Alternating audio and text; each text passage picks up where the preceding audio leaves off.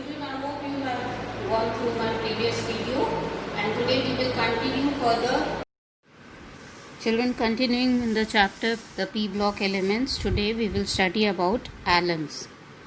Alum name is given to double salts of the type M2SO4 dot M-2SO4 whole thrice dot 24 H2, where M is a monovalent metal ion such as sodium, potassium or ammonium, etc., and M1 is a trivalent metal ion such as aluminium, chromium, Fe3+, etc.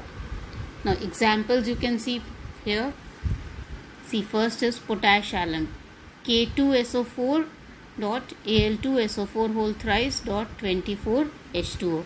So potassium is M1 for M and Al is M2.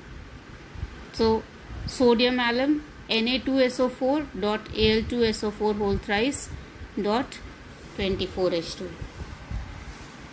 Chrome alum, again K2SO4 dot Cr2SO4 whole thrice dot 24 H2O. So what you have to remember is that the first metal should be monovalent. It should have valency +1. Second metal can have valency +3, and it is associated with 24 molecules of water. Then it will be called as alum. Now let us study about potash alum, that is K2SO4 dot Al2SO4 whole thrice dot 24 H2O. Preparation first. It is prepared by taking equimolar quantities of K2SO4 and Al2SO4 whole thrice and dissolving them in hot water. Then this solution is cooled to get crystals of potash alum. See, you take K2SO4 plus Al2SO4 whole thrice plus 24 H2O, you will get K2SO4 dot Al2SO4 whole thrice dot 24 H2O. So first you have to dissolve it in hot water and then cool it to get the crystals. Then we come to uses of potash alum. It is used for purification of water. It is used as mordant in dyeing, for clotting of blood, for tanning of leather, and for sizing of paper. So these are the uses of potash alum. Next, let us study about the uses of aluminium. Aluminium is used for making cables, transmission cables, and for winding the moving coils of motor. It is used for making household utensils, doors, cans, picture frames, windows, etc.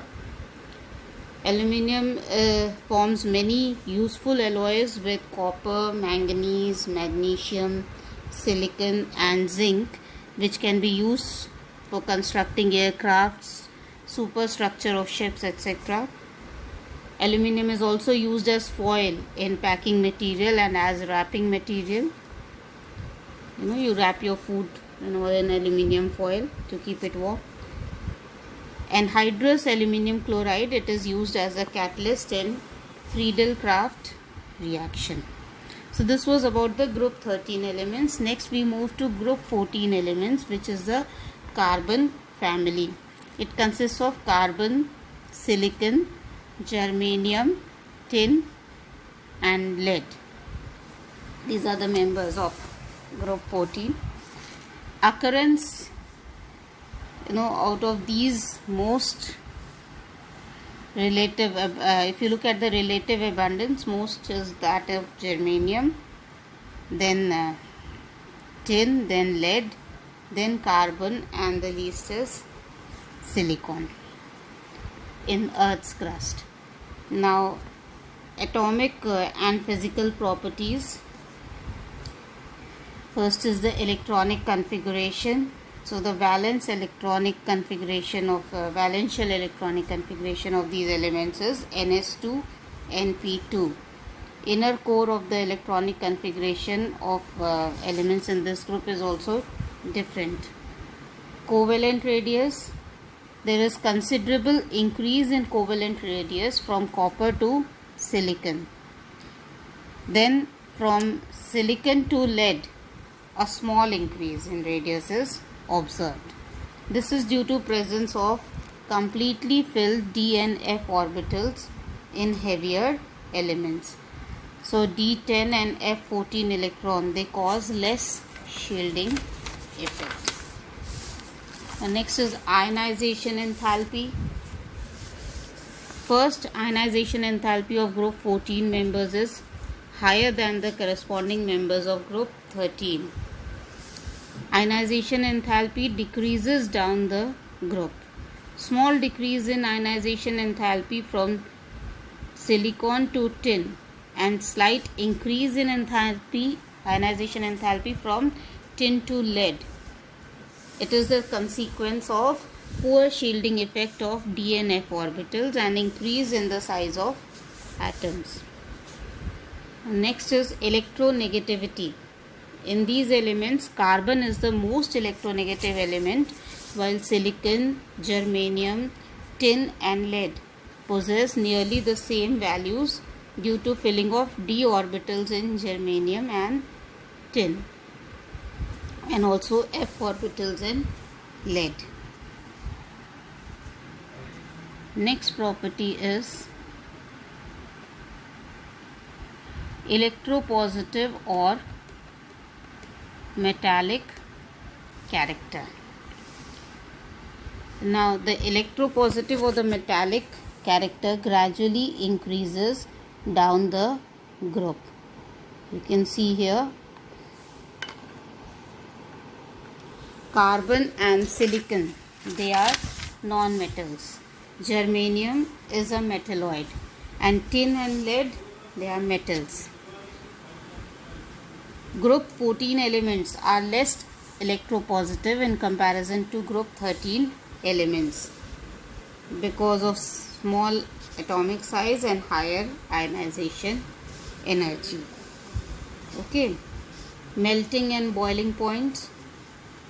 Melting and boiling point of group 14 element is higher than those of corresponding elements of group 13 due to smaller atomic size and higher interatomic forces with increase in valence electrons.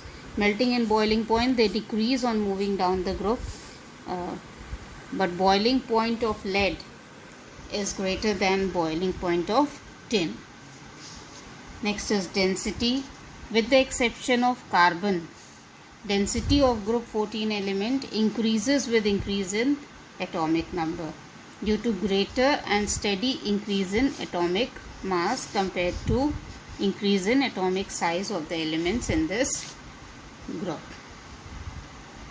Okay, then next we come to chemical properties. In this, the first property is oxidation state and nature of bonding. Common oxidation state which is shown by these elements is +4 and +2. Carbon exhibits negative oxidation states also. Compounds in +4 oxidation state are generally covalent in nature. In heavier members, tendency to show +2 oxidation state increases in the sequence. Germanium has the least, then tin, then lead. Lead has the most tendency to show +2 oxidation state. This is due to inert pair effect. What is inert pair effect? It is the tendency of NS2 electron pair to participate in bond formation. So, NS2, s orbital can have only 2 electrons, and when the configuration is NS2, then it is fully filled, so it will not take part in bond formation. So this pair of electron, the 2 electrons which are present in s orbital, they are called as inert pair electrons. They don't take part in bond formation. So because of the inert pair effect, the bond formation decreases, and that is why the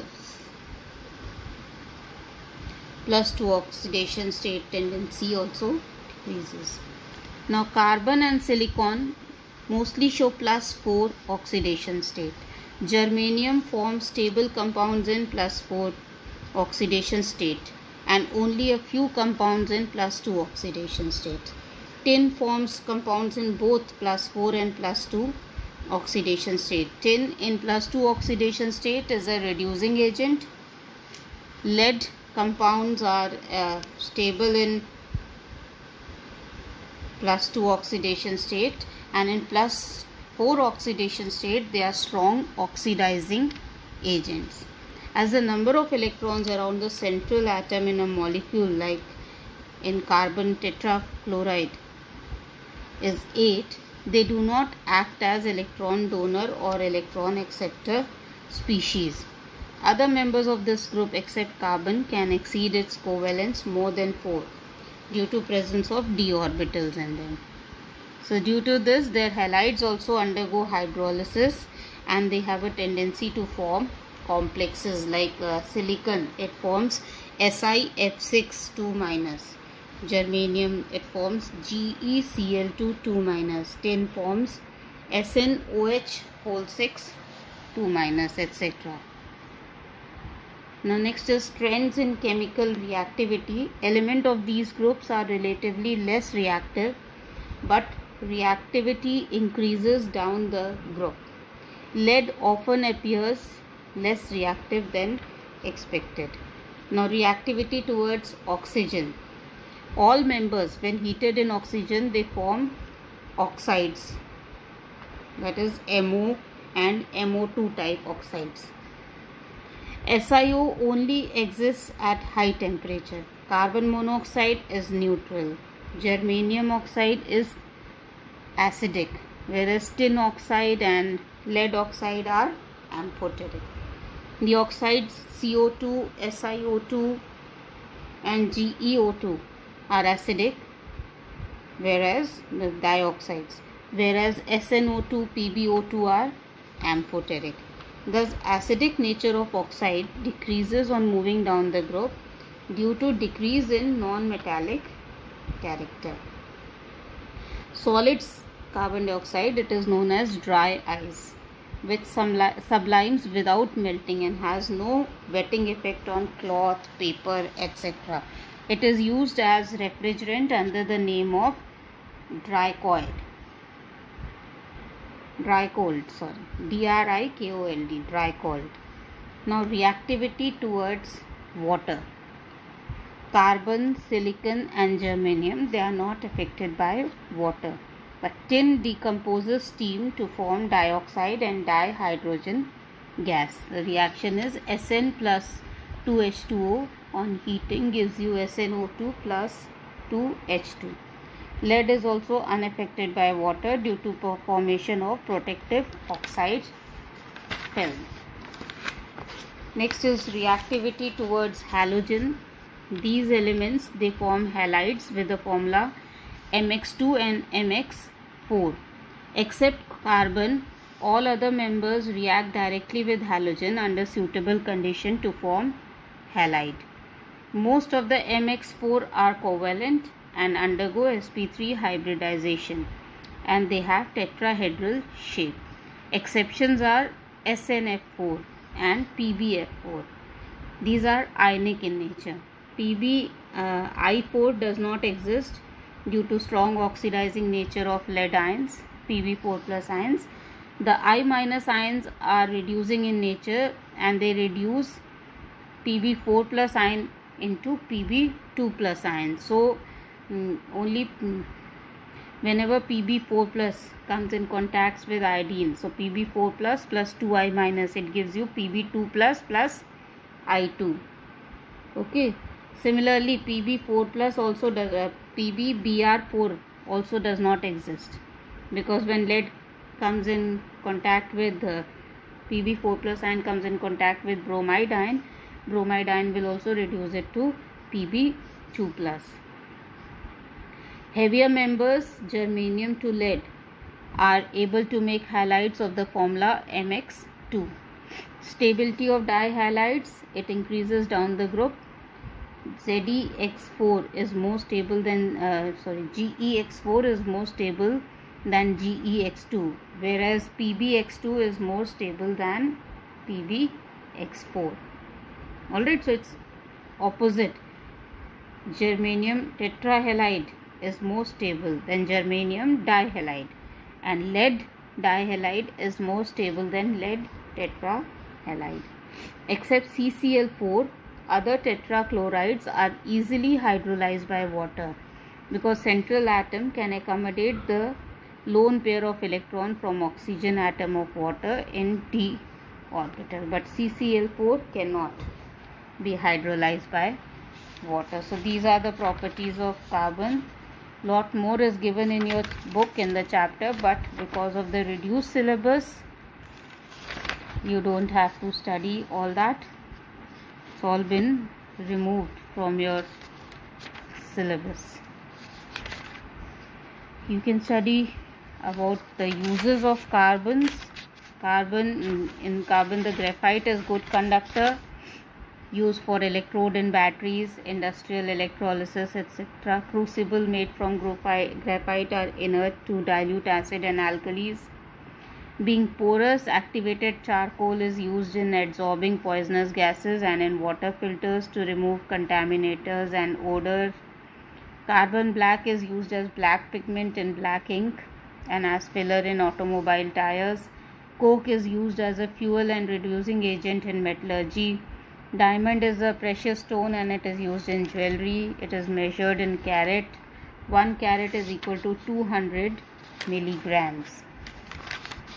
Okay, so this is all for this chapter. Next video we will start a new chapter.